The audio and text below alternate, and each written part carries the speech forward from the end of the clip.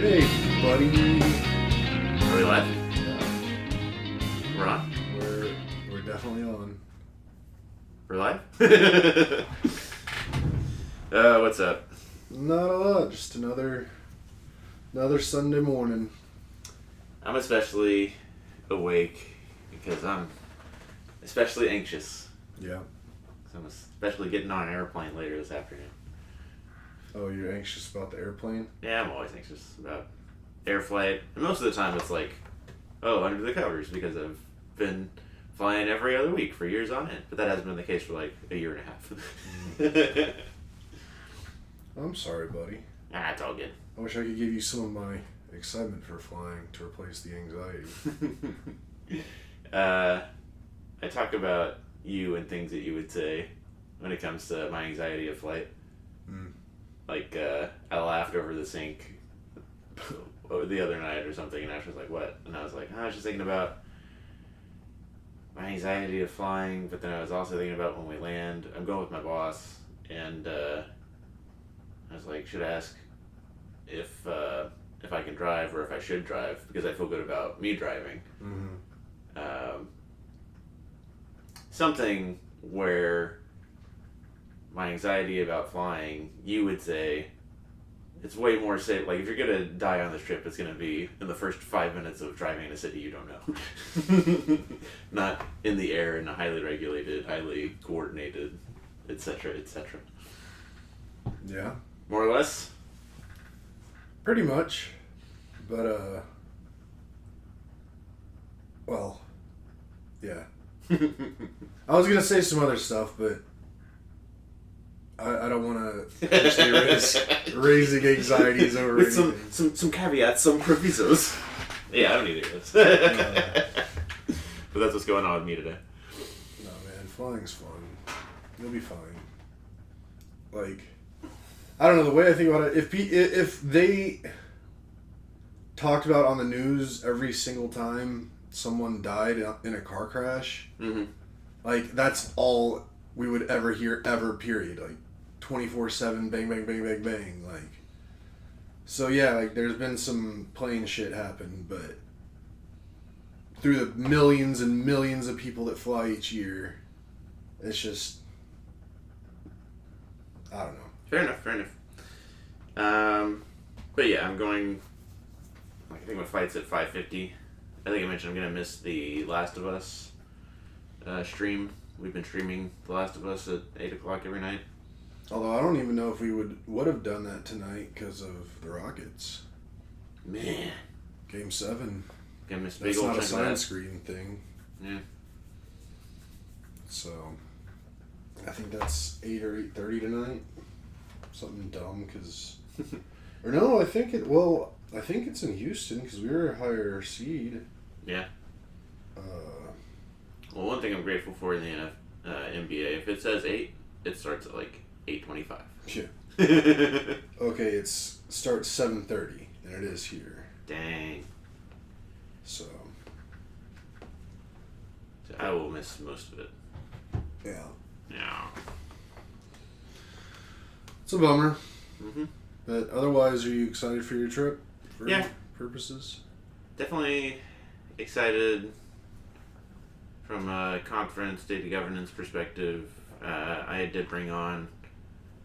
I hired 4 people, Kelly. Oh, wow. Yeah, and they're supposed to start.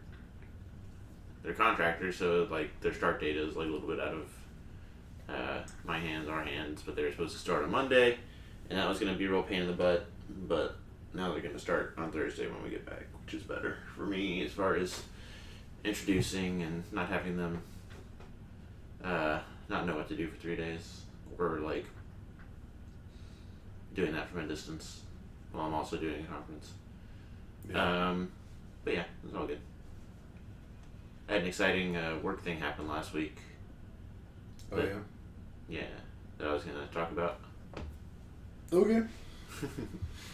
A few weeks ago, it was put on my calendar that a gentleman named Chapman was retiring after 25 years. Yeah. And I work mostly directly with the directors of different groups. and I've never worked directly with Chapman. But you don't stay here that long without making friends, people knowing you, and all that. So I figured it wouldn't matter if I went or didn't go, that there'd be people there and all that. And then literally, this was on Wednesdays when the ceremony was supposed to be. And there's like a dinner afterwards and all that.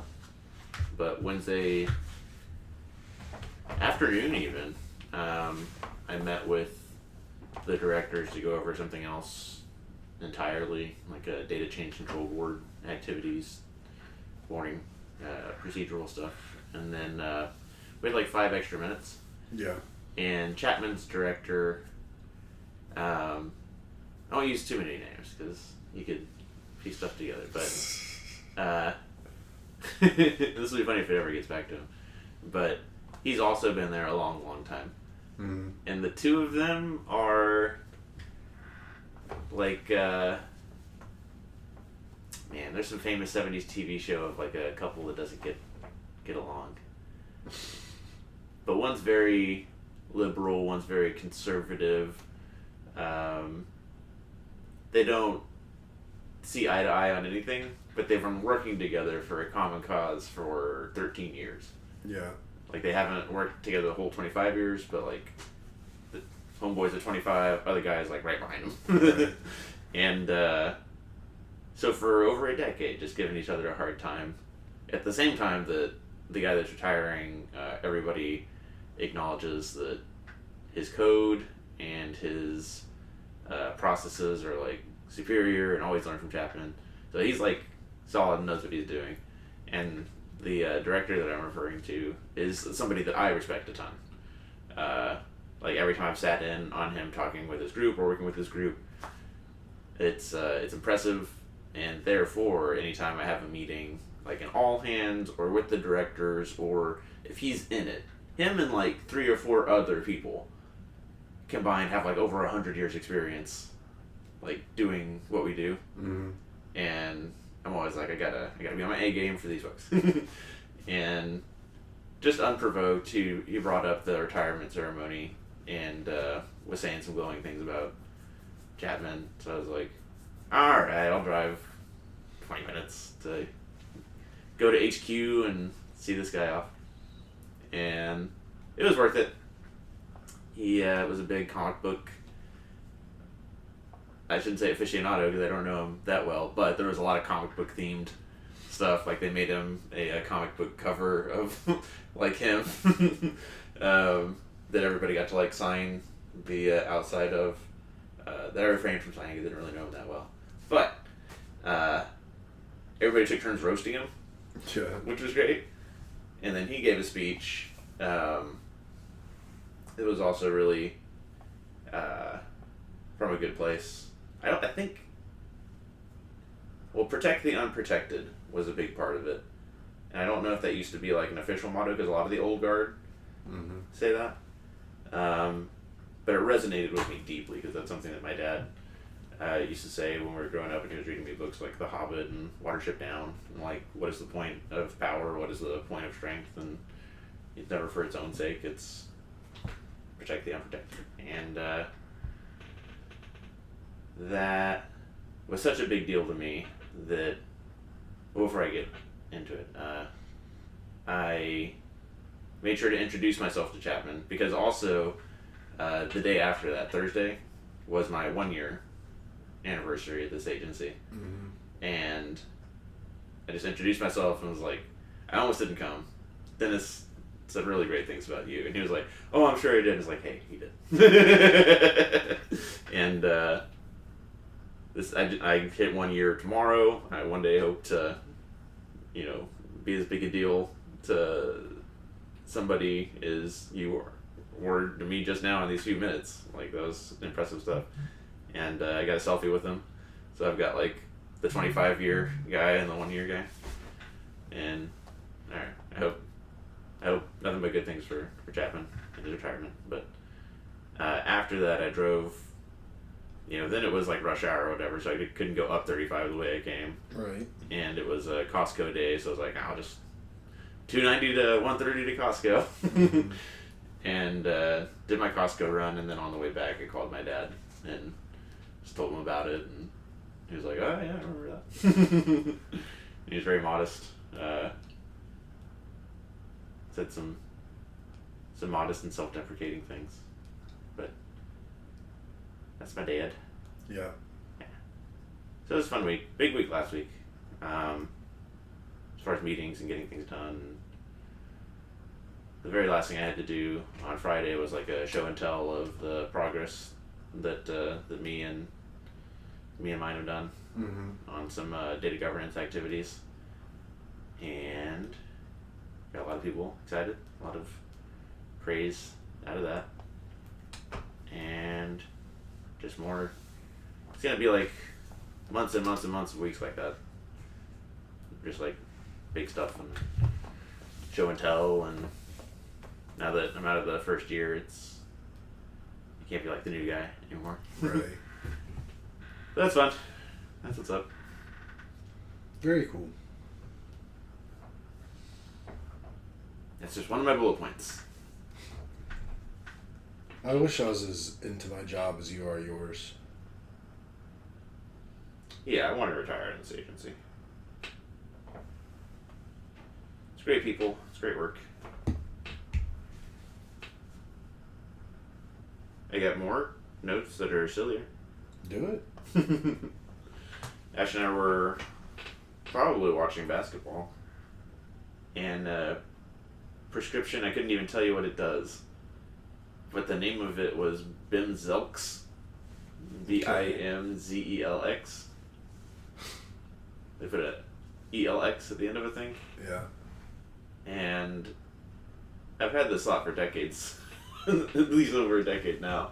But that proper nouns are not, they're finite. Like, you, with emails, right? I've got Nathan.Pieper. It sucks for all the Nathan Peepers to come after me, which you wouldn't think there are a lot of, but even where I am now, for some reason, there's John Pieper 2 Yeah. that's been working there longer than me, and I got John.Pieper. In the Army, I had John.N.Pieper 3. So you have to keep like adding numbers to make these things work. Right. And one day they're going to have to do that for prescriptions, because the combination of letters is getting more and more ridiculous, and I think it's a like exponential thing of they're going to, like, eventually they'll run out of things they can do ELX at the end of and have to do some other crazy combination. And these proper nouns are just getting more and more absurd. And I just thought Bimzelx was a really good one. And somebody should do something about like all the silly prescription names. Not like to stop it, but like to make a piece of art or comedy out of it. I mean, yeah, I think technically there would be a finite number, but I think that number is still, we're not even close to getting to the end of it. I think well before you get to the end of it, you reach a point of like, this is just silly. I think we passed that. Like, they've been making stupid names for medications forever now. Mm-hmm. Like amoxicillin. Like, that's the dumbest thing I've ever heard. And that's like super old. But there was a convention back then, because there's like penicillin, there's this cillin, that cillin. No, I know. That was the very first thing that came to mind. We're just gonna roll with it. What's that? Nothing is everything. They got real catchy. There's just a bunch of dumb ones. And at least if it ends with like Ia or N, like an ON or an EN or an AN, at least that sounds human. But Bimzelx, like, sounds like a make-believe alien planet in South Park. I mean, even like those weight loss drugs like Mounjaro. Like, what is that? What is Ozempic? Nice. Yeah, Ozempic sounds like vaguely Greek. Like Greek gods-ish. And what was the other one? Mounjaro? Yeah, Mounjaro. It sounds vaguely West African. Yeah. A lot of dumb ones. I mean, I prefer the medications that just they sound like they're like chemical name. Mm-hmm. Like hydrochlorothiazide. Yeah. Like they're harder to remember, but you feel smarter once you remember how to say it. Yeah. And then there's definitely conventions that come into place, like hydrochloro, obviously, but like ides Mm-hmm. and zides mean something. Yeah. Like glucose means sugar. Like I like the thought of the stuff being named in such a way where if you came across the name of the medication and you didn't know what it was, but like you had access to like what pieces of words mean, you could figure it out. Yeah, exactly. Like, so it's not a complete mystery to the whatever. Right. So. I think the problem is there's like so many ingredients. I mean, yeah, some of those words would be Yeah. like 3 feet long. Listener Kelly did his hands like a fishy carp. Yeah. Yeah. But I totally agree. I mean, and just the fact that we like see ads for medications, like, that's so dumb. Yeah, that's one of the things that like people from Europe or not from the U.S. are always like, that is not good. You guys should not be doing that. I mean, we shouldn't. The only person should ever tell you about a medication is a doctor. Mm-hmm. Yeah, and the commercials get real in your face about, ask your doctor about it. My doctor wouldn't give me whatever, so I will. I left that jump. But then I'm pretty sure we've talked about this before. But then doctors are like paid by pharmaceutical companies to like push certain drugs. Like if there's 3 different drugs that basically do the same thing, like doctors kind of get sponsored by one of the companies to like for the weight loss drugs. It's like Ozempic, Mounjaro. There's a couple other ones. Mm-hmm. It's like there's no real difference between them except who makes them. So that's who, like, whoever your doctor is aligned with is who you're going to get prescribed. Right. Like restaurants are like a Coke or Pepsi restaurant. Yeah. Yeah. So, I don't know. Big business. A lot of money to be made.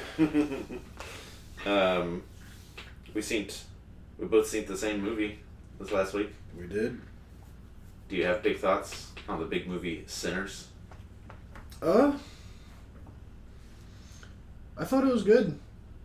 I mean, again, just typically not the kind of movie I'd ever really go see on my own. I mean, I don't really go see movies. Although I'm kind of opening up to the thought of it. I just wish there was more movies that I would be interested in. But I'm just in a really weird place in life as to like what I really like enjoy and get excited for. I mean, it's always been a little weird, but it's even a little more weirder these days. But or not weirder. I just say. I'd say it's there's a smaller target for things that I'd really get into. This one really wouldn't be one, but I mean, I found it was enjoyable for what it was. And I mean, I think that's most movies. I think most movies, for me at least, could be somewhat enjoyable. But Sinners particularly, I mean, I really enjoy like all the music throughout it. Yeah. That was really good. Really good casting. I don't know. I mean, it's so new. Like, again, I don't want to spoil this for all of our dozens of listeners or whoever. So I don't want to say anything too spoily, but worth seeing. I'd say it is. I mean, I don't think you have to go necessarily all the way to the biggest IMAX screen in Texas. Okay, I will, since you threw it to me first, I'll just kind of talk about my experience going and seeing the movie. Yeah. So you went with Ash yesterday. I went with Jeremy on Thursday. And again, I really had no... Like, I don't go to movie. The last movie I went to was the latest Fast and Furious. The one before that was Top Gun 2. And then the one before that, I couldn't even tell you. Like, maybe it was The Martian or... Yeah.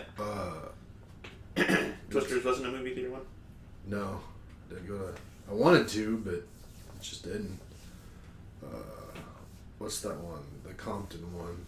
Maybe that was after The Martian. Anyway, Jeremy really wanted to go. He'd been asking all of us for like a while if we wanted to go. And like he gave me like one last ditch effort, like, do you want to go? And I really didn't, but I was like, screw it, he wants someone to go with him. I'll be a good friend, I'll go with him. Mm-hmm. But another thing, and this is just, it's not a philosophical difference, but just the way we see, like, Jeremy and I differ in one big way, is when it comes to, like, watching stuff, I don't need the biggest, baddest screen, the best resolution, all that stuff. Like, it's just, it does nothing for me. Like, it's not like, I'd be like, wow, that was so awesome because I saw it on, like, whatever. I mean, even similar to, like, the TV we have now that he got, like, I forget even how big it is. I think it's, whatever, it's really big. It's like 80, 90 inches, something like that. Yeah, I think it's in the 80s, yeah. But, like, he really wanted to get it because the colors were supposed to be super bright and rich and everything. But to me, like, on that screen, the way he has the settings, like, it's unnaturally colorful. Like, it does not look, like, when we watch sporting events, it does not look real. Like, it looks fake. Mm-hmm. And I don't enjoy that because it's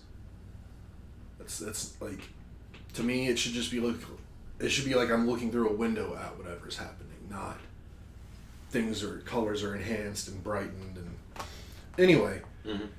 So, but Jeremy asked me, I was like, yes. But the thing is, he wanted to go see it at the Bob Bullock History Museum downtown because they have the largest IMAX screen in Texas. So I was like, okay, we'll go. And we went. And really, the theater was the worst part of the movie for me. I mean, the Bullock Museum, I mean, that theater is... It's not like a movie theater. Like, it's a theater in a museum. Mm-hmm. So it's like, it's old. The seats are smaller than, like, the super comfortable seats at all the places now. Yeah. And Jeremy, like, as we were walking in, he was like, he read that, like, sitting halfway up the seats is, like, the perfect place to be sitting to see the screen, whatever. So I think there was, like, 13 rows of seats mm-hmm. in the theater, because it's not a huge theater, even though it has a huge screen. Interesting. But it's also funny, because it feels like there could be bigger screens out there. The screen didn't look that big. I mean, it was big, but I don't know. It's always kind of hard, like, because I think it's supposed to be, like, 80-foot screen or something like that. Uh-huh. And you look at it, and you're like, that, I feel like 80 feet should be bigger than that. 80 feet's a lot of feet. Like, 100 feet is a lot of feet. 80's pretty close. I don't know. Whenever, I guess it goes back to my childhood, like, whenever I think of, like, feet in the 100 to 400, 500 range, mm-hmm. I always, like, in my mind, equate it when I'm trying to figure it out to, like, baseball field dimensions. Nice. Yeah. Checks out. And, like, I played a lot of baseball, like, in Little League and stuff, like, 200-foot fences. Mm-hmm. And just thinking of, like, what a little less than half to the fence, and, like, the fence didn't seem that far away, so 80 feet, that's really doesn't seem that far. Whatever. That's how I calculate things in my mind. Mm-hmm. And there was actually a good part of my life where anytime I had to think about what 500 feet was, it was like a Mark McGwire home run. Nice. That's how I thought about it. Nice.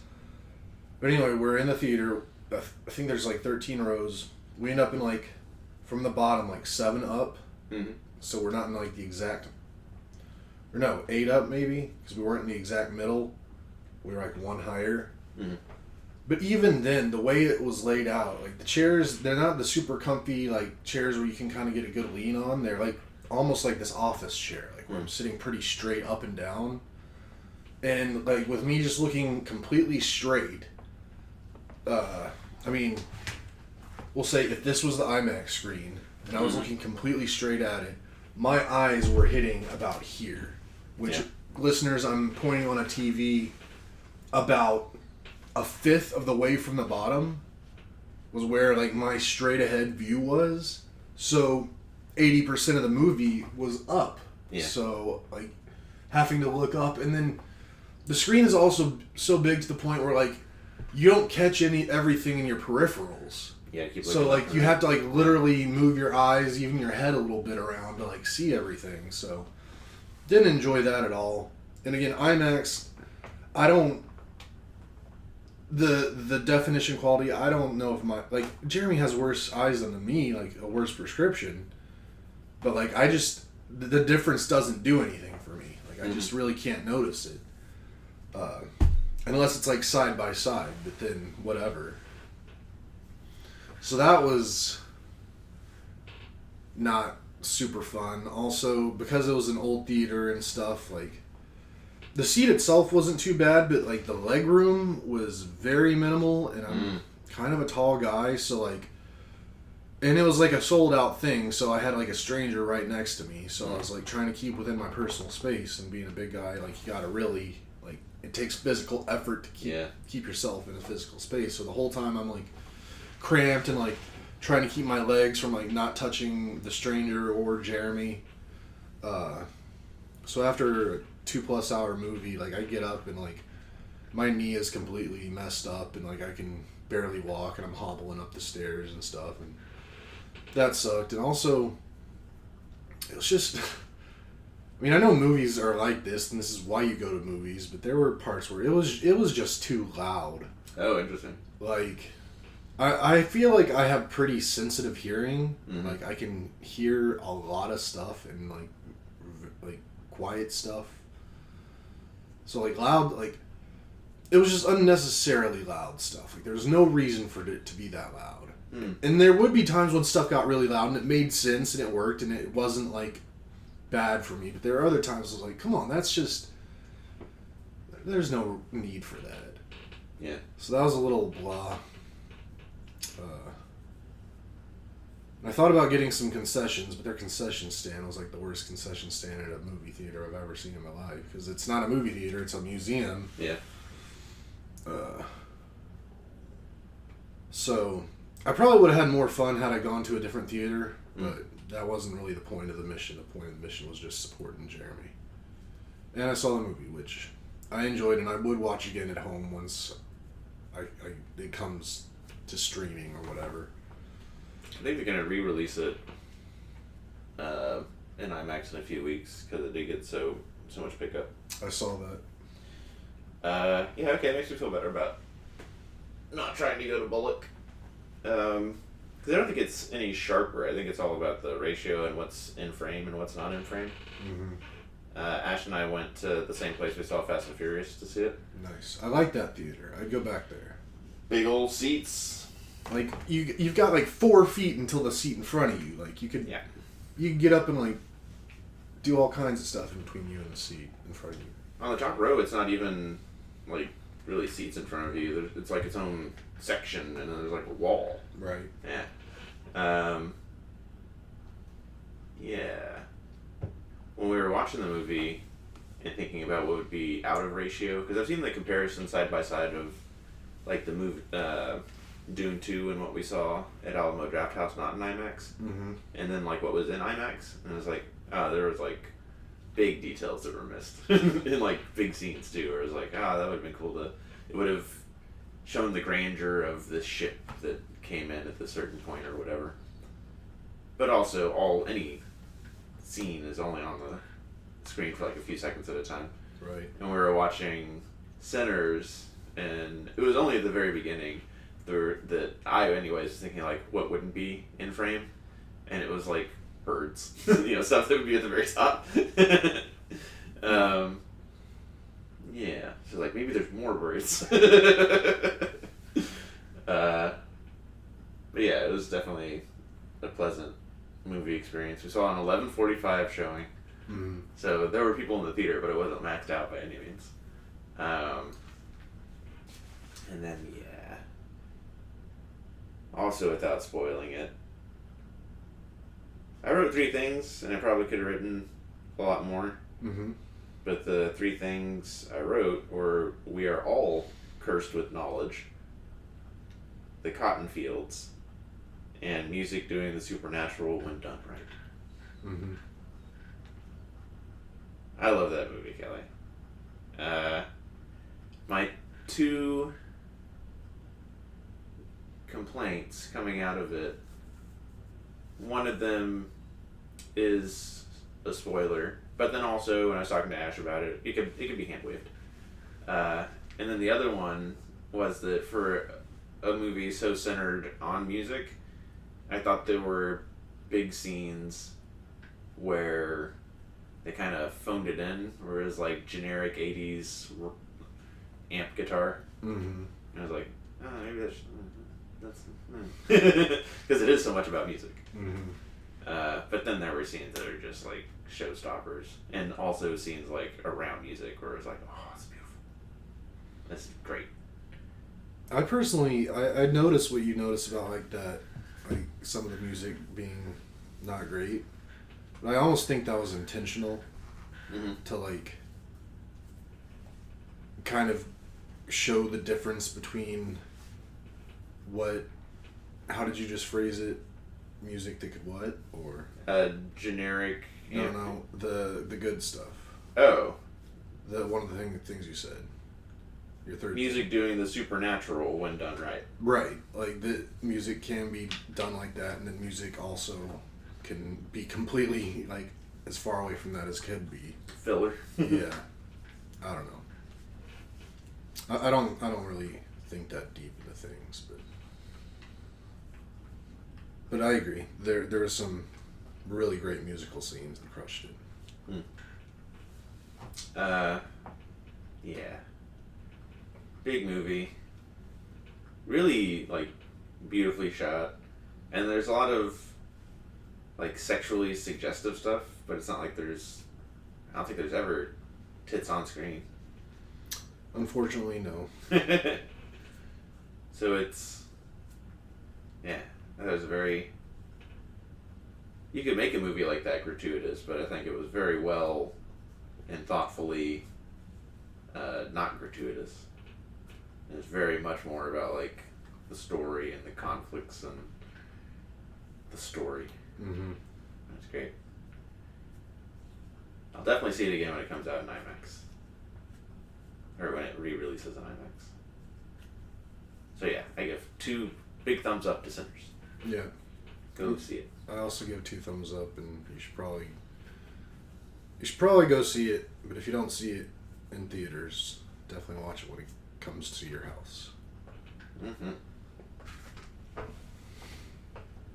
I'll also say, so I mean, super duper strong story, and if you like music at all, that's part of it. I think also the characters and the character building. Mm-hmm. There's like so many things that you can like about a movie, and the characters are definitely a big part of what to like about the movie. Mm-hmm. Yeah. Yeah, like I said, I think it was casted perfectly. Oh yeah. And I mean, this isn't really a spoiler, so I'll say it. And we were chatting about it a little in our chat yesterday, but I just think it's funny, so I'll bring it up again. Mm-hmm. So Michael B. Jordan is like the main star of the movie, and he actually plays 2 characters in the movie. Mm-hmm. I had no idea he was 2 characters in the movie while watching the movie. I thought he was 1 character, and I spent most of the movie trying to figure out which character he was, because I thought it was just makeup and stuff. And yeah, it wasn't until the day after I saw the movie that I figured out he was actually both characters, and I was like, wow, I didn't know that. That was wild. Mm. Which, I mean, one thing, like, a lot of times with movies, unless it's like something I know, like Fast and Furious or Top Gun or something, I really try to go into movies knowing about as little as possible about the movie, just because it just makes it more exciting when I'm watching it. Me too. And not knowing going in that he was playing 2 characters, and then never thinking by like watching it that it was like a ton of CGI was going on at any given one time. Like that just made it even more impressive to me once I found out that he was playing 2 characters. It was like, wow, you've come a long way in our technology for it to be that good to like not even have an inkling of thinking that something was going on. I also didn't know he was playing both brothers coming into the movie. Mm-hmm. But yeah, as soon as I saw them, I was like, oh, neat, they're doing this. I hope that this works out. And it does. It does, listener. But apparently a lot of people grew up thinking that Lindsay Lohan was a twin. Because of that one movie, Parent Trap. Yeah, that's a great movie. And this is like that. That was the first movie that ever made me really think about cruises. And then years and years later, you finally went on one. Yeah. Well, I got interested in him then, and then I got disinterested in him for a long time. Like, actively against them. But we've come full circle. Full circle. After like 30 years or whatever it was. I'll be thinking about that movie for a long time. It's got me listening to expanding my musical horizons more. Listening to more Irish music and African music. That's pretty cool. That was a fun connection. It's funny, after listening to it yesterday, I listened to quite a bit of like Irish music. It's interesting how similar a lot of that music is to like our bluegrass. Like you can definitely tell that Irish people came over and then that's what made like our music. There's some versions of like American music. All came from somewhere. Yeah. Ready for the next thing? Let's do it. There's a fad going on, Yeah. and it's pretty much consumed everything in its path, including now us. Yep. It is time. The world wants to know Mm-hmm. if we think 100 men could defeat one gorilla in hand-to-hand combat. Yeah. I don't know if there's any additional rules, like if it's just in a void with a floor, if you're naked. I guess I'd always kind of assumed naked. I mean, I never thought about that, but I guess that would make the most sense. Well, it's a big deal to me if you're barefoot or not.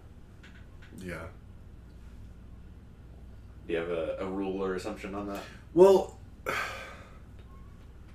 I've got a lot of like questions around this. Like, I think my answer would change given the parameters of the situation.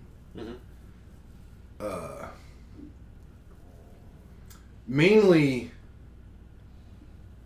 what 100 men are doing this? Are they highly trained soldiers that for years have dedicated their lives to like discipline and devoting oneself to something, or is it just 100 random men just plucked out of the earth, like just 100 men are just teleported randomly to fight a gorilla? I wouldn't even want soldiers. I would want 100 Aaron Donalds. My thought process behind it, like from the get-go, is probably the gorilla's going to kill everybody. How do you increase your chances? I go straight to like mass of like a gorilla weighs like 800 pounds. Yeah. How can I, if I have 100 people, how can I get as much like weight to offset that as possible? I mean, for me, you gave me this to mull on a little bit before we started, and definitely chewed on it a bit. And I was actually doing a little bit of research, like how strong gorillas actually are and stuff. Is 800 pounds on? I think I actually saw they normally weigh 300 to 450. Oh wow, okay, that's all. But like, here, let's just pull up some figures. Let's pull some stats. I'll put it this way, listener. Me, Kelly, anybody listening to this, you're probably gonna die trying to take out a gorilla. But if it's my job to figure out how 100 people can beat one gorilla, I'm gonna try and figure it out. So, an adult male gorilla is estimated to be somewhere between 4 and 9 times stronger than the average man. They say that they can lift over 1,800 pounds. And I don't know. That's all I'm getting right there. But How much do they weigh? how much do silverback gorillas weigh? Typically between 300 and 485 pounds. Yeah, I was definitely thinking like 800 pounds. Some can be even heavier.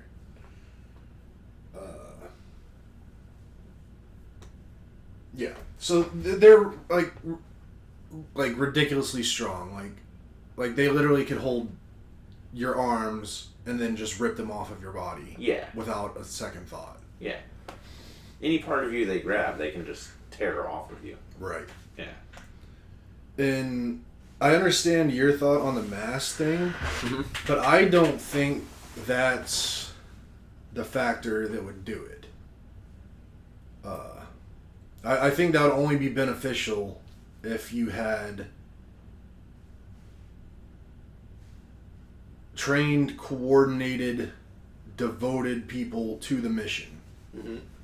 Because I think even if you did just bring in 100 random dudes that were the mass of Aaron Donald and even the strength of Aaron Donald, if they were still just average people, I think as soon as the fight commenced, panic and chaos would set in and people's fight or flight things would initiate and there would be no coordination and the gorilla could, within the first seconds, about 15 to 20 people would be dead. And then the only way that 100 men could defeat a gorilla if it was a coordinated attack against the gorilla, knowing that at least 50% of the people are going to die in this attack.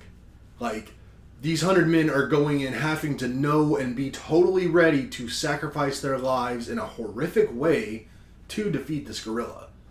If 100 men swarm this gorilla all at once, trying to pin it down and like gouge it, poke it, do whatever you want, 100 men swarming one gorilla could take the gorilla down. But that gorilla is going to take out at least 50 of you, like, in the process. Like, while it's getting swarmed. Mm-hmm. So, if it's those trained soldiers I was talking about, like, and I don't even think they have to be that big, like, have the mass of Aaron Donald. 100 average man, say they're 180 pounds, times 100, that's, 18,000 pounds? So, I 100% agree with you that my assumption is, 100% obedient humans that are all on the same page. And you're right, the panic and the psychology of it is a big deal, always has been.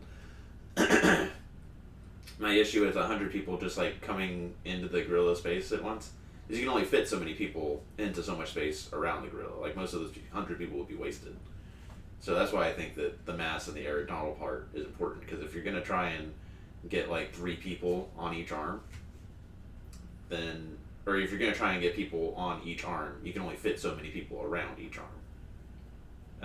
So I do think anybody that weighs 180 pounds, even 200 pounds, it's just going to, anything the hands or face touches is gone. So I think that it's got to be enough weight, because like you said, 1,800 pounds, you have to get more than 1,800 pounds of person on those arms, on those legs. I think the only hope from Combatives 101 is get it off its feet and on its stomach. And I think that you don't have to, you could do that by just shoulder checking it enough, I guess. But that's what you're trying to do, is get people to take the legs, just hug the legs at the same time that they're hoping somebody is hugging the arms so that they don't get their head in the hand and popped. But the reason I asked about shoes is because I think it's all going to go down to like stomping the head. Mm. And I don't even know if like your bare feet could do anything to a gorilla head. I mean, I think it could. I think even fists could after a certain amount of blows. Mm. I think that might be where we differ, because I think that it's pointless to have a person that's below like 250 pounds basically, because it's just like snot. It's just like nothing from a mass and strength perspective. And then similarly, I don't know if like your bare hands can do anything to gorilla hide. Like, I don't think you're gonna tear it open at all. I do think it has to be like a crushing thing. And I don't know if like 180-pound person can generate enough force to like do any crushing damage to a gorilla skull. Well, again, that's in my scenario of the humans winning.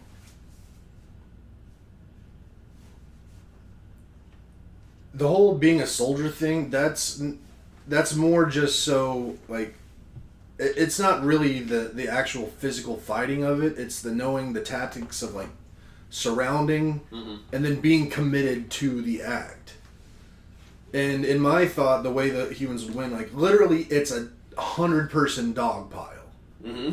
And again, you know you're going in, you're sacrificing at least 50% of the men that are going in to do this. Like, they're gonna be there just for dead weight.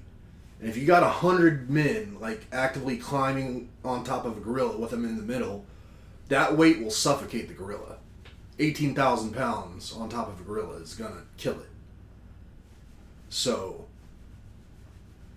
and I mean, suffocation, the only thing you could really do to, like, a single person could do to a gorilla is maybe, like, gouge its eyes. Mm-hmm.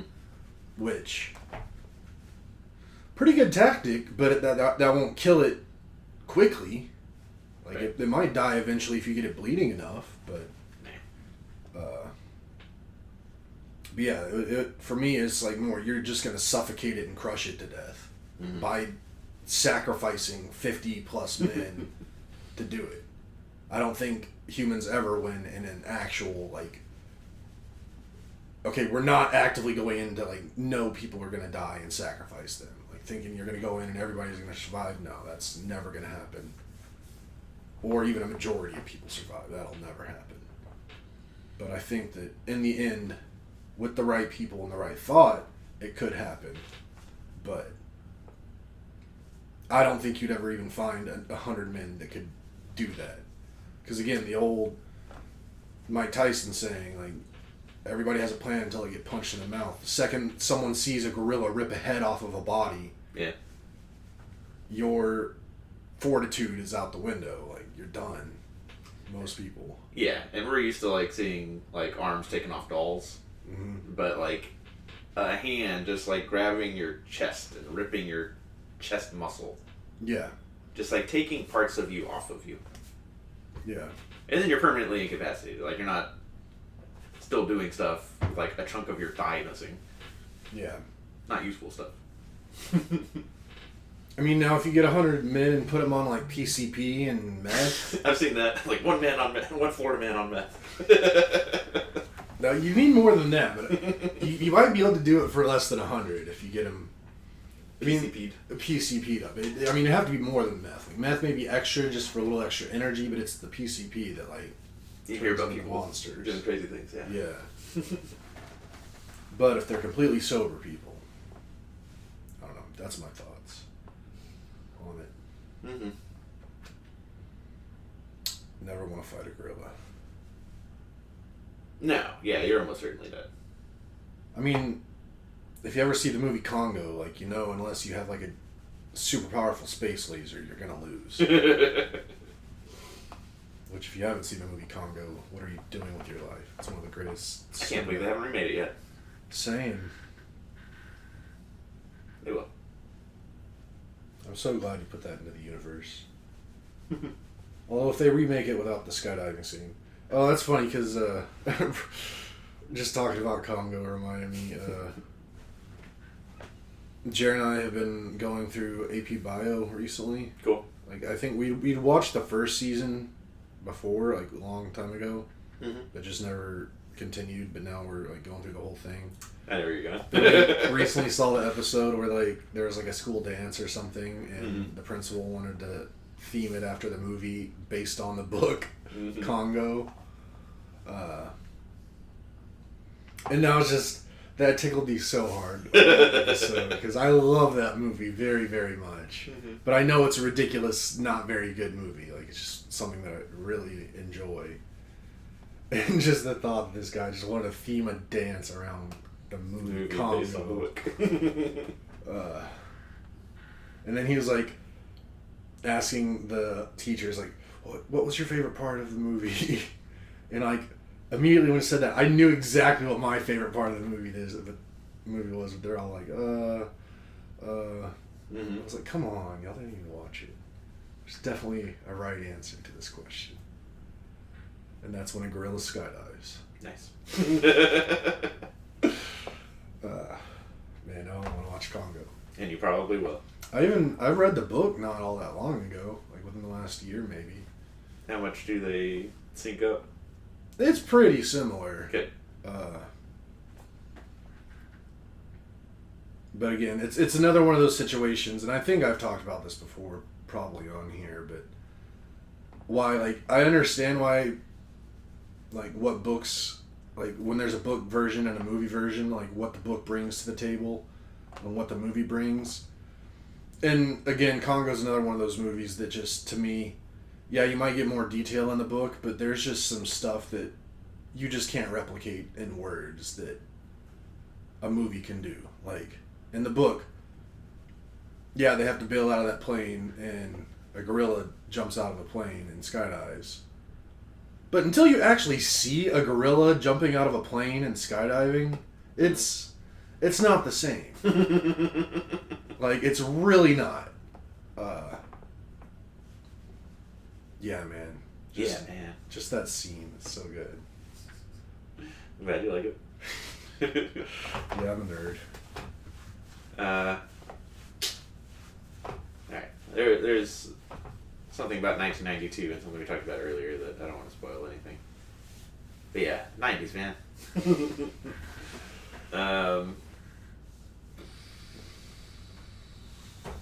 And then I think you had a thing too. I did. It's not as fun as yours. And I'm going back to double check and see if I written any notes. Because sometimes that happens. No.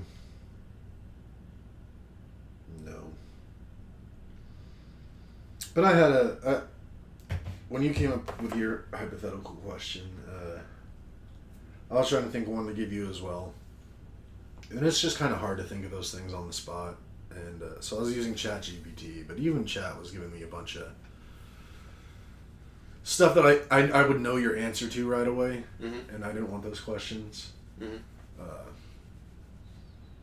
have an answer for you. I don't know if it would be your answer.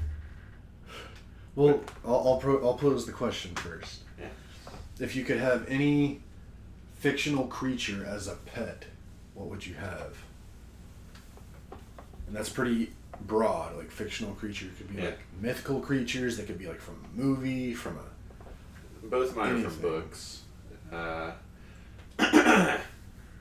Jeff Vandermeer, the guy that wrote Annihilation and the Area X series, has written other books, and one of them was a book called Born, which is set in a post-apocalyptic future, and there's a corporation that's constantly pumping out like bioweapon monsters. And one such, well, there's a big bear creature that terrorizes everybody, but then people, when it's sleeping, will like try and get into its fur to get the treasures and things that, as it's going in and out of that corporation, blah blah blah. And one of the things that came out of it, well, I don't want to give the book away, but main character out of that like chaos situation ends up with this like shape-shifting, probably born to be a weapon, but not really clear. That they go on adventures together, and it gets progressively more lethal and violent, and it starts out like trying to protect the main character, but then it's also like got its own programming. But it also wasn't, it was only natured, it wasn't, or natured in the sense that it was designed, but it wasn't nurtured to do bad stuff. So it's like that conflict of, can you take a weapon and something that's intrinsically violent and bad and wanting to do bad things, and nurture it to not do that. But my answer is Born is the main thing from the book. That, sorry, most people don't know what that is. Yeah, I have no idea what it is. But just like a shape-shifting, protecting, pretty cool thing. Ashley, I guess it's just an answer for me and Ashley, I guess. She knows what that is. But something that's a little more accessible that definitely you would get, that would be my second choice, and that I think would be an option for you, is Temeraire. Yeah. I mean, when I was thinking about it, for me, like, dragons were definitely up there. Mm-hmm. But then my silly mind went to pose the question, what defines a pet? Mm-hmm. Because in my question to you, it was, what would you have as a pet? And not a companion or something. So like, at what level of what Mm-hmm. would you move something from a pet to a companion, partner, mutual relationship kind of thing? Like Temeraire, like the dragon from the books, I couldn't consider that a pet. Yeah, that's fair. And one of my first thoughts too, when I was just trying to think of like cute shit. Mm-hmm. I was like, I want an Ewok. Nice. But then even Ewok, like they're It's sentient, yeah. yeah. So does it have like? So I guess it opens the question, like, what is a pet? Like, how sentient does a creature have to be before it jumps from being a pet to something more? Yeah. Okay. Something you wouldn't eventually start treating as an equal. Right. Or that wouldn't start demanding to be treated like an equal. Something that's entirely dependent. Yeah. Which. But then again, a lot of fictional creatures, like, they're not completely dependent on a person. Yeah. Like, we're not talking about pets, like fictional pets. So like, I was thinking even like a Pegasus or a unicorn or Yeah. anything like that. Like, I mean, in the fiction, they're just wild animals just doing their wild animal things, and they're fine. Like, they don't need you. But then are you gonna, like, take its life away to come be your pet? Like, I think those should be fair game for pets. Because they're not... I mean, sentient? I was gonna say not running a society, but they have societies. They have rules. Oh man, should we not have pets? I mean, well, see, that kind of comes back to the whole, like, that question, like, should we have pets? And honestly, like, I don't really think hardly anything should be kept as a pet other than dogs and cats. Basically just because, like, we shouldn't have done this, but we bred them over thousands of years to become pets. Mm-hmm. So at this point, like, dogs just can't, like, most dogs couldn't just go live in the wild and survive and have a decent life. Yeah.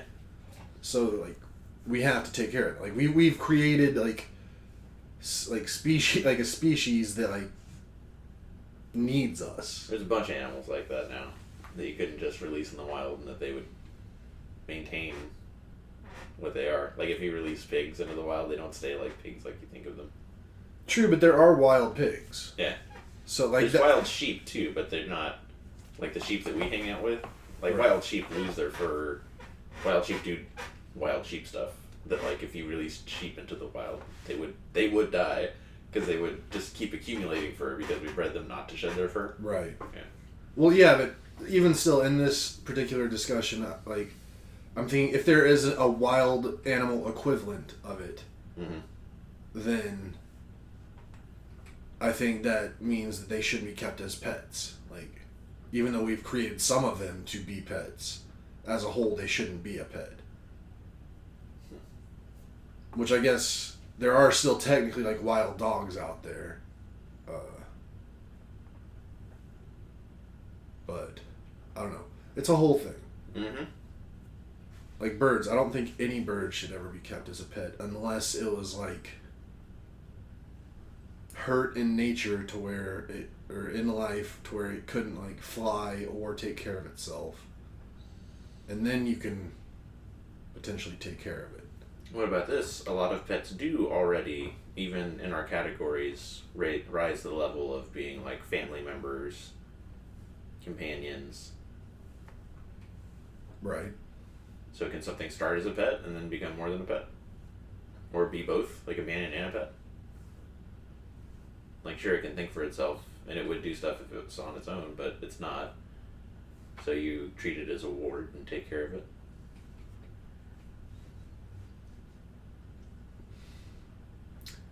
I mean, I guess I'm trying to think of where that delineation would be, and I think for it to become more than a pet, it has to be able to like do something for you, like useful, other than just like bring you happiness and company. That's most people's pets, though. Huh? That's most people's pets, though. They only do those things, but they don't. Well, yeah, and then like they become part of your family, but that's just you projecting your humanness onto that said creature. Yeah, but dogs think that you're a part of their pack. That you're their pack leader. Yeah. So it's mutual. Yeah, but I mean, yeah, I don't know. I mean, it's a hard thing to think about because it's just like, I love dogs. I want a dog. Mm-hmm. And I think like you can't just let dogs go and they'll be fine. There are a lot of animals like that too. I think dog is about as close to like being a partner in some situations. Mm-hmm. Maybe also it's just defined as to how you, like, the relationship you have with the animal or the creature or whatever we're talking about. Like if it is just a dog that you just have around to make you happy and to keep you company, that's a pet.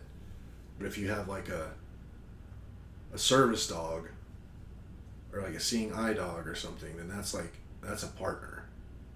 That's more than a pet. I don't know. Be nice to animals. Mm-hmm. I guess maybe a definition that I'd be okay with is like a pet is something that like you do not take out of the wild to then be your pet or be with you. Where does Temeraire fit in? Because it's definitely a ward of Lawrence, that like Lawrence is responsible for its care and feeding and well-being and happiness and upbringing. But then Temeraire is also like a sentient dragon that speaks. I think in that situation, I don't think either of them would call Temeraire a pet. No, that's like a case of like adoption. Uh-huh. Like what's his face is like the adopting father, and Temeraire is like the child that is going to grow into a full-grown thing, but like taking on raising a full-fledged sentient being. Yeah, I mean that's definitely not a pet situation. Because Temeraire could leave and feed himself. Right. Yeah. could survive in the wild on its own. So I guess my answer would be a Pegasus. Cool. Because I mean, horses are also kind of like dogs in that line. Like, they can be smart. They can do things for you. They have a structure that they want to be a part of. Right. Yeah. But they're not quite smart enough for me to care that much. Which is another whole question. Like, I've over time, I've really gotten into, like, don't eat octopus. Mm-hmm. Because, like, octopus are, like, real smart. Mm-hmm. So We shouldn't be eating them. And then it, like, starts you thinking, well, like, how dumb does something have to be before you eat it? Because, like, cows can be pretty smart. I think that's why pescatarians are a thing. I think that's why pescatarians are a thing. Like, fish are basically bugs. Pretty much, like, yeah, I have no... I agree. I think fish are bugs. Fish don't think. Fish don't have emotions. Octopus do. Dolphins do. Whales do. Mammals do. If they'll try and take revenge on you, Yeah. you probably shouldn't be harvesting and eating them in mass. Right.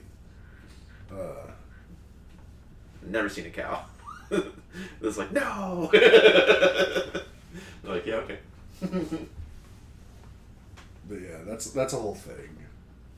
And it's like, sometimes I feel bad for, like, being a meat eater, but then it's just like, meat's so good.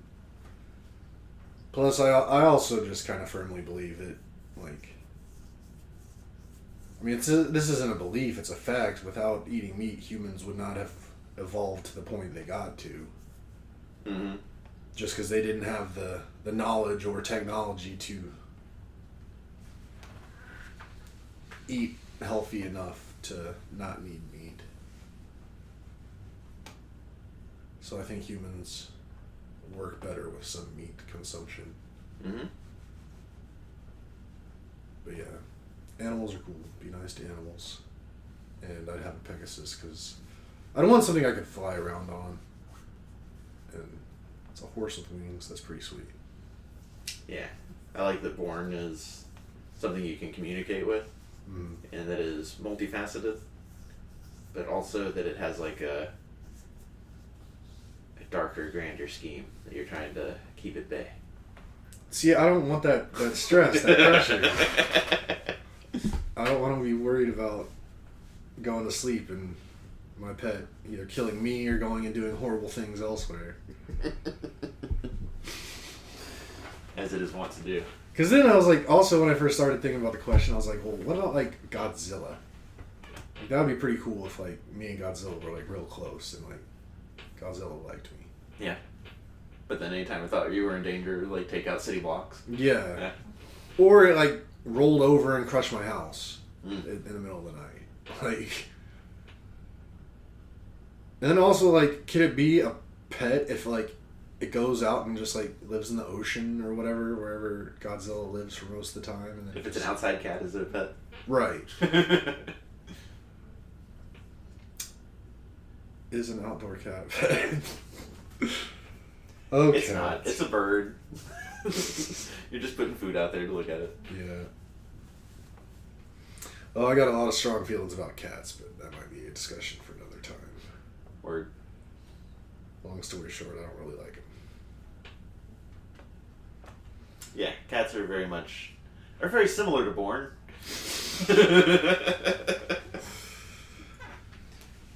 Like, you're not gonna kill me, are you? Are you? It's like, not at this moment, but that I reserve the right to change my mind at any time. If I sleep too heavy, you're gonna eat my face. Yeah.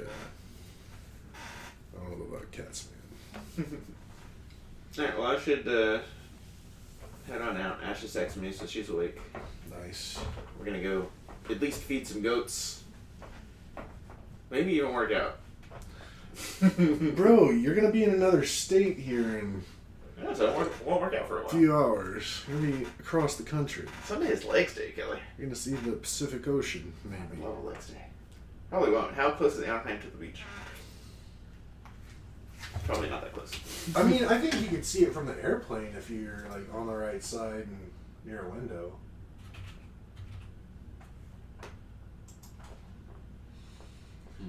It's pretty close. Can I jog to it? Can I jog to Long Beach? I don't think so. No, straight line distance, 10 miles. Oh, yeah, no. So, yeah, if you were to go on the streets, it'd be much longer. What airport are you flying into? John Wayne.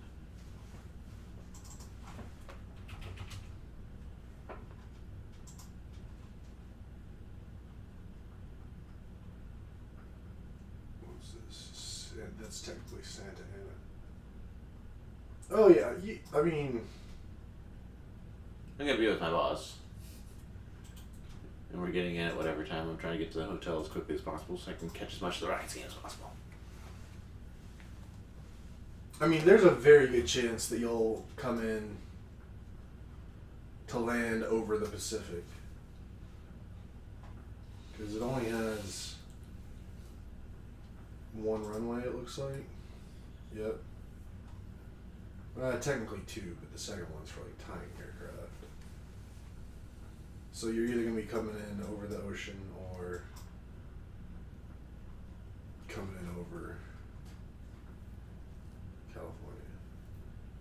I don't know. There's a good chance you'll see the ocean. But yeah. Okay. That's enough faffing around. You got stuff to do. I'm gonna go have lunch with my brother. Word. Do that whole thing. But okay. I bumped this thing like 4 times today. I'm sorry, guys. Yeah. Your chair's a little squeakier than normal too. But... Alright, thank you for making it to the end. We'll talk to you next time. Love you guys. Peace out.